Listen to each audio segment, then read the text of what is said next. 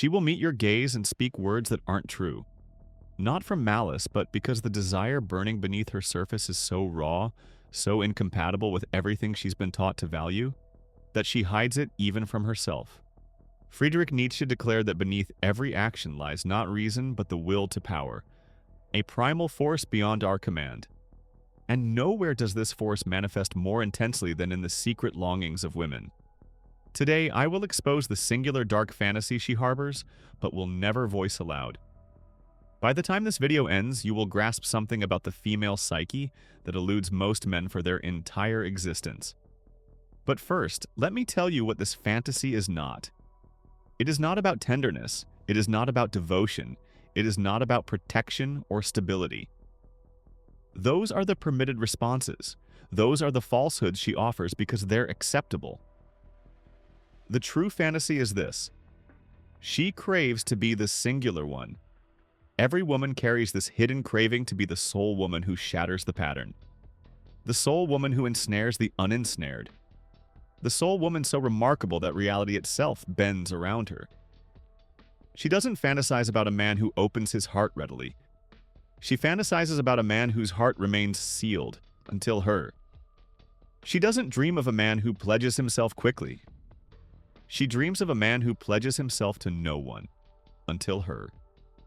This is the Singularity Fantasy, and it decodes nearly everything about female desire that bewilders men. A man who extends warmth to everyone renders her ordinary, but a man who extends warmth to no one except her, that renders her chosen. Two men encounter the same woman. The first is generous from the outset, praising, present, transparent. The second is remote. He displays curiosity, then retreats. He appears capable of walking away without a backward glance. Reason dictates she should select the first man, but something within her gravitates toward the second. Why? Because the first man delivers certainty, and certainty extinguishes the fantasy. The second man delivers the prospect of becoming his singular one, and that prospect is intoxicating. When something is assured, we diminish it. When something is precarious, we become consumed. Now let's descend into the three strata of this fantasy. The first stratum is conquest. She yearns to claim a man that other women pursue but cannot possess. This is why women frequently grow more attracted to a man upon discovering other women covet him. It's not envy. It's confirmation of her target. Desire generates desire. Rarity generates fixation. But the conquest she craves extends beyond other women in the present. It encompasses every woman in his history and his future. She yearns to be the one he never releases, the one who devastated him for all others, the one against whom he measures every subsequent woman and finds them all deficient. This is why she poses questions that appear irrational. Am I more beautiful than your previous partner? Have you ever experienced this before? She's not displaying insecurity, she's gauging her conquest, and if you respond too readily, you diminish her triumph. Because a prize effortlessly claimed is a prize of minimal worth. The second stratum is metamorphosis. She fantasizes about transforming a man, not selecting a man who is already ideal for her, but claiming a man who appears impossible, inaccessible, even fractured, and being the woman who changes him.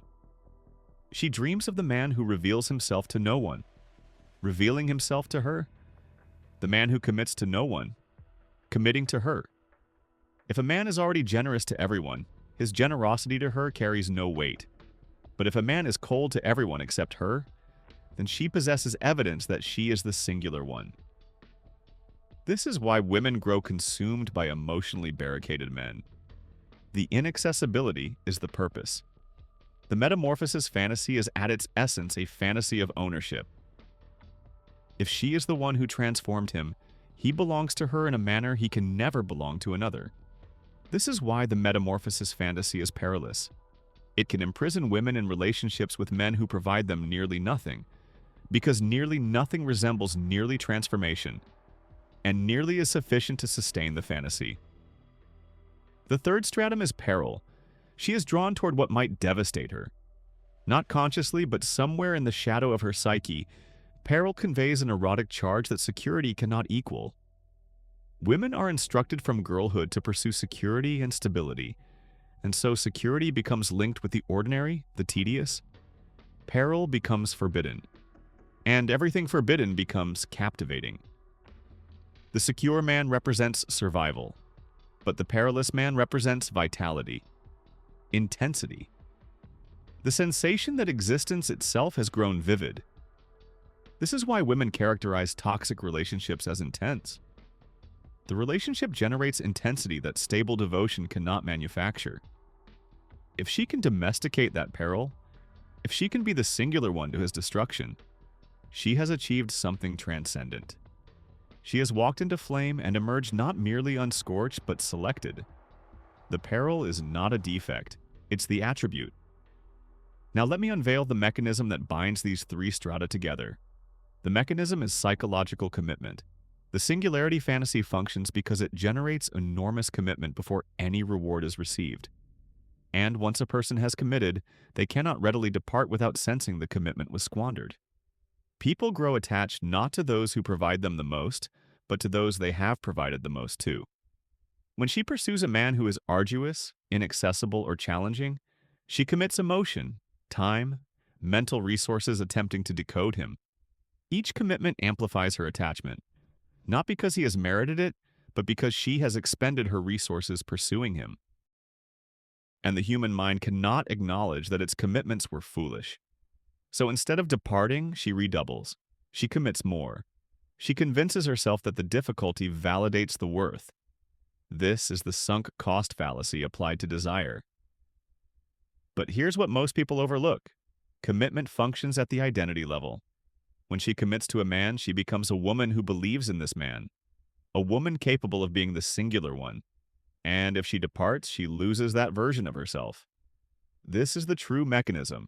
It doesn't merely generate desire, it generates identity.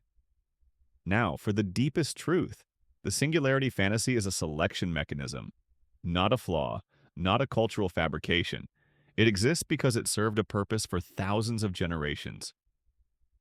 A man who possesses alternatives demonstrates genetic and social worth. A man who is arduous to transform demonstrates emotional fortitude. A man who conveys peril demonstrates potency.